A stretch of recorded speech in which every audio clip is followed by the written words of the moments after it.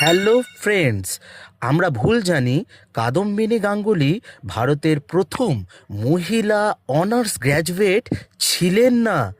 আসলে কি বলতো, আমরা লেখক পরিচিতি যেগুলো থাকে সেগুলো পড়ি না বলেই কিন্তু জানি না। তবে তোমাদের আর চিন্তা নেই, এইরকম মজাদার লেখক পরিচিতি আমি তোমাদের জানাবো।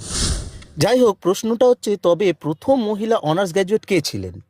প্রখ্যাত সাহিত্যিক চণ্ডীচরণ সেনের এই সুযোগ্য কন্যা 12ই অক্টোবর 1864 সালে তিনি জন্মগ্রহণ করেছিলেন। সালটা হচ্ছে 1929 সাল। কলকাতা বিশ্ববিদ্যালয় তাঁকে জগত্তারিণী পদক প্রদান করে সম্মানিত করেছিলেন। ইনি ও কাদম্বিনী গাঙ্গুলির মতো বেথুন কলেজ থেকে গ্র্যাজুয়েট হওয়ার পর তিনি ওই কলেজেরই শিক্ষিকা হয়ে ওঠেন। অনেকেই জানে না তাঁর ছদ্মনাম ছিল জনৈক বঙ্গ মহিলা। এসো ছবিটা দেখিয়ে দিই তোমাদের।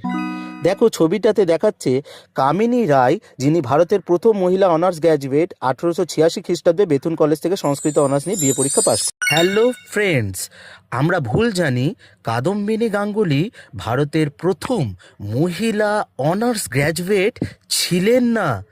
আসলে কি বলতো, আমরা লেখক পরিচিতি যেগুলো থাকে সেগুলো পড়ি না বলেই কিন্তু জানি না। তবে তোমাদের আর চিন্তা নেই, এইরকম মজাদার লেখক পরিচিতি আমি তোমাদের জানাবো। যাই হোক, প্রশ্নটা হচ্ছে, তবে প্রথম মহিলা অনার্স গ্র্যাজুয়েট কে ছিলেন? প্রখ্যাত সাহিত্যিক চণ্ডীচরণ সেনের এই সুযোগ্য কন্যা 12ই অক্টোবর 1864 সালে তিনি জন্মগ্রহণ করেছিলেন।